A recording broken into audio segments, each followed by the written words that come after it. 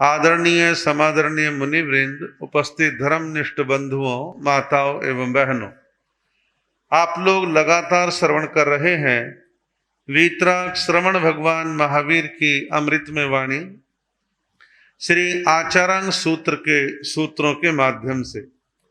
आगे कन्या सूत्र में कहा है, माई पमाई पुण एई गब्भम, माई पमाई पेण गब्भम। इसका अर्थ अभिप्राय बड़ा सुंदर, बड़ा अच्छा है और समझने और ग्रहण करने योग्य है।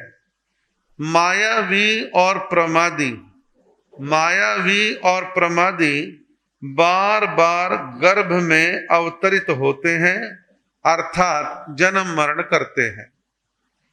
आप लोग इतने सारे साधु साध्वियों के मुखारविंद से जैन धर्म दर्शन के सूत्रों के बारे में अक्सर सुनते रहते हैं, तो हमारे यहाँ पर एक बात को बार बार कहते हैं, भाई हम ऐसा प्रयत्न करें, पुरुषार्थ करें कि हमारी जन्म मरण की परंपरा छूट जाए, या हम परित संसारी होकर के जन्म मरण की लिमिट को सीमित करके धीरे धीरे उसको भी हम समाप्त कर दें। तो जन्म मरण की परंपरा को समाप्त करना ये हमारा लक्ष्य होता है। यही जैन दर्शन का भाव है कि मेरी भव परंपरा छूट जाए, जन्म मरण छूट जाए। लेकिन यह दो कारणों से बार बार जन्म मरण होता है। बार बार वह जीव गर्भ में आता है, और गर्भ महिला के गर्भ में आए, तिर्यंच गति के जीव के गर्भ में आए, कैसे भी आए लेकिन गर्भ में आएगा। और जितनी जितनी बार गर्भ में आएगा तो जन्म भी होगा, मरण भी होगा, और ये श्रृंखला लंबे रूप में चलती रहेगी। तो बार बार के जन्म मरण, बार बार गर्भ में आने के दो कारण बतलाए, माया और प्रमाद। माया कहते हैं छल को, कपट को, धोखा देने को। ये छल कपट मायाचार जो चार कषायों में से एक कषाय है, इसकी प्रबलता बहुतायत लोगों के जीवन में देखी जाती है।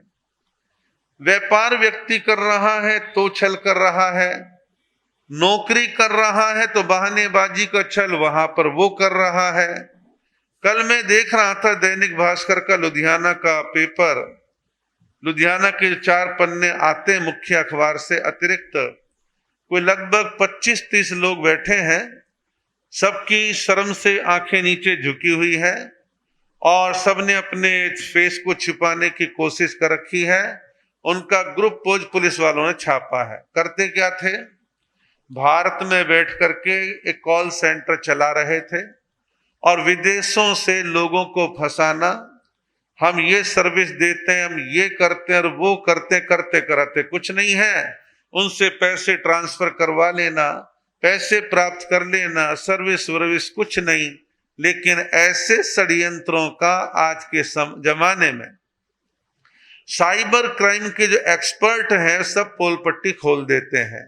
अब बतलाइए, छल करके पैसा कमाने का प्रयत्न करा और पकड़े गए। छल करने वाले ना जाने कितने तरह का दिमाग लगा करके छल करते हैं। अभी बुढ़ापा पेंशन मिलने में 3 साल समय है, झूठा सर्टिफिकेट बनवा के दिखाएंगे हम तो 60 साल के हो गए और हमें पेंशन दो। कई जो है किसी की डेथ के बाद भी कुछ सुविधाएं छल कपट करके प्राप्त करते रहते हैं। छल के द्वारा झूठे डॉक्यूमेंट बनाना, पेपर बनाना, ये दुनिया में बहुत धंधे करते हैं। तो छल कई जगह पर कई रूपों में सामने आता है। ऐसा छल कपट मायाचार नहीं करना चाहिए। मैंने 2 तरह के साधु साध्वी देखे हैं। कुछ एक सामाजिक प्रतिष्ठा की वजह से अपने को श्रेष्ठ आचार संपन्न दिखाने के चक्कर में कहीं माया का सेवन कर लेते हैं, जो आत्मा की दृष्टि से उचित नहीं है। और कुछ ऐसे साधु साध्वी हैं जिनका एक बहुमत कह रहा हूं, उत्तर भारत में वो बहुमत थोड़ा सा ज्यादा है और यूं कम ज्यादा रूप में सब जगह बीमारी देखने में आती है कि कुछ लोग, कुछ साधु संत ऐसे होते भाई जो अंदर सो बाहर, हम तो जो करते हैं सबके सामने करते हैं, छल कपट मायाचार हम नहीं करते, उनकी आलोचना भी हो जाती है। लेकिन वो कहते भी अपने से छल नहीं किया जाता, मायाचार नहीं किया जाता, जो जैसा हम करते हैं वैसा पब्लिक के सामने हम दिखाते हैं। तो छल कपट मायाचार यदि कोई भी करता है, साधु साध्वी श्रावक श्राविका, तो ऐसे व्यक्तियों का बारंबार जन्म मरण होता है, बार बार मां के गर्भ में उनको आना होता है। दूसरा कहा प्रमादी, जो प्रमाद का सेवन करता वो बार बार जन्म मरण करता है। प्रमाद की परिभाषा मैंने आपको पहले ही बतलाई थी। प्रमाद एक ऐसा अवरोध है, बैरिकेटेड है, जो आपकी और हमारी साधना में आगे बढ़ने नहीं देता, व्यवधान पैदा करता है, अवरोध पैदा करता है। इस प्रमाद रूपी अवरोध को हटाना हर साधक का काम है। वो साधु के रूप में हो चाहे ग्रस्त के रूप में, हम प्रमाद से पीछे हटे, प्रमाद से बचने का काम हमारे को करना चाहिए। और प्रमाद की परिभाषा बड़ी सिंपल से, बस खाली दिमाग में बिठाने वाली है। किसी भी प्रकार के नशीले पदार्थों का सेवन करना ये भी प्रमाद है।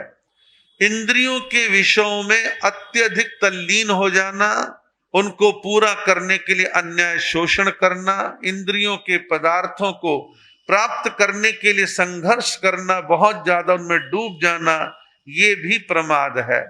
और कषाय, क्रोध मान माया लोभ प्रबल मात्रा में है, अत्यधिक मात्रा में है, तो ये भी प्रमाद का सेवन है। निद्रा, नींद आवश्यकता से अधिक लेना, 6.5 7 7.5 घंटे से अधिक सोना, 10 12 घंटे सोना, ये प्रमाद का सेवन है। विकथा, वो कथाएं जिन कथाओं के पढ़ने सुनने देखने से मन में राग द्वेष, कषाय भाव, मेरा तेरा, घृणा द्वेष, छोट बड़ाई, ऐसी भावनाएं पैदा होती हो तो वो विकथा है। ऐसी विकथा सबको छोड़ देनी चाहिए। तो जो लोग प्रमाद का सेवन करते हैं वो बार बार जन्म मरण करते हैं, और जो प्रमाद को छोड़ देते हैं, पहले उनका जन्म मरण सीमित होगा, फिर धीरे धीरे जन्म मरण की परंपरा से वो फ्री हो जाएंगे, मुक्त हो जाएंगे। एक सूत्र और कह के अपनी बात को, फिर कुछ सूचनाएं ज्यादा हैं। आगे कहा है, मारा भी संकी मरणा पमुच्चई, मृत्यु से सदा सतर्क रहने वाला साधक ही उससे छुटकारा पा सकता है। मृत्यु से सदा सतर्क रहने वाला, हमारे और आप में से कोई ऐसा जीव है जो ये सोचता है, अरे इस भव का आयुष्क्रम तो कभी भी पूरा हो सकता है, ना जाने कितने जन्म मरण कर लिए, ये बार बार का मरण अच्छा नहीं है, एक अंतिम मरण आ जाए जिसमें परम पद निर्वाण मुक्ति की प्राप्ति हो जाए, तो इसका मतलब ये कि बार बार मृत्यु से सदा सतर्क रहने का काम करता है, जागरूक रहने का काम करता है, और अप्रमत्त भाव से साधना करने का ख्याल उसके मन में आ जाता है। ये सतर्कता सबके लिए उपयोगी है। बॉर्डर पर खड़ा हुआ सैनिक, उसे सतर्क रहना आवश्यक है। सतर्क नहीं होगा तो दुश्मन देश की गोली कब शरीर को छलनी कर दे, भरोसा नहीं। डॉक्टर ऑपरेशन करता है और ऑपरेशन के दौरान डॉक्टर ने यदि सतर्कता नहीं बरती तो पेशेंट की जान पर कुछ भी हो सकता है, आफत आ सकती है। उस डॉक्टर का भी सतर्क रहना आवश्यक है। सतर्क रहने वाले लोगों के लक्षण है कि जैसे कोई गलती होती है, प्रमाद होता है, तो तुरंत प्रतिक्रमण करने के लिए मिच्छामि दुक्कडम देते हैं, तुरंत आलोचना करते, कान पे हाथ लगाते हैं, भाई गलती हो गई, आइंदा से मैं ऐसा नहीं करूंगा। और जागृत आत्माएं, सतर्क आत्माएं, मरण को लेकर के, मृत्यु के लेकर सतर्क रहने वाली आत्माएं, जीवन की संध्या वेला में संथारा है तो ठीक और नहीं है तो भी वो बार बार आलोचना पाठ पढ़ते हैं, वृद्धालोचना करते हैं। जिन लोगों से किसी प्रकार का कहा सुना दुश्मनी, राग द्वेष हुआ, उन सबसे जो है अंतिम क्षमा याचना मांगते हैं, अपने पाप दोषों की आलोचना करते हैं, प्रत्यक्ष बुलाकर के अपने पाप दोषों की आलोचना करते हैं। इस प्रकार से बहुत सारे ऐसे तारणहार जीव, परित संसारी जीव, वह जो है अपने जीवन में जागरूक रह करके अपने पाप दोषों की आलोचना करते हैं। ऐसे कुछ साधु देखे गए हैं, ऐसी कुछ साधुएं देखी गई हैं जिनको ये तो ज्ञान नहीं है कि मैं 80 में जाऊंगा दुनिया से, 85 में जाऊंगा, लेकिन 80, 70, 75 आते आते किसी ऐसे विद्वान, अपने से बड़े गंभीर शास्त्रों के जानकार विद्वान साधु को आमने सामने बैठा करके और कहते हैं याद कर करके कि भाई मैंने फला सन संवत में फला जगह अपने संयम में ये दोष लगाया, आज तक किसी को मालूम नहीं है, लेकिन मैं तुम्हारे सामने अपनी आत्म साक्षी से आज उसकी आलोचना करता हूं, मिच्छामि दुक्कडम देता हूं। इस प्रकार प्रत्यक्ष बैठा करके कहना, देखिए आप 4 बजे उठ गए, रात को 9 बजे 10 बजे सो रहे हैं, आप अकेले हैं, आपने अपनी गलती को याद किया और हो सकता है आप इतने सरल हों कि आपकी आंखों में आंसू भी आ जाएं, आलोचना प्रायश्चित आपका हो गया, लेकिन किसी के सामने बैठ करके अपने दोष को कहना, उजागर करना और फिर मिच्छामि दुक्कडम देना, आलोचना करना, ये एक बहुत श्रेष्ठ बात है। और ये जो स्थिति है बहुत आत्म साधना करने वाले साधक ही ऐसा कर सकते हैं। और ऐसा भी आप और हम देखते हैं, साधु साध्वी विहार करके आए हैं और विहार करने के पश्चात 10-20 किलोमीटर का विहार है, रास्ते में कहीं कहीं हरी घास भी थी, मकोड़े भी थे और कहीं पानी पड़ा था, कहीं कुछ था, आकर के गमनागमन के दोष को टालते हैं और उसको हल्का करते हैं कि भाई जाने अनजाने कोई जीव मरा हो उसकी मैं आलोचना करता हूं।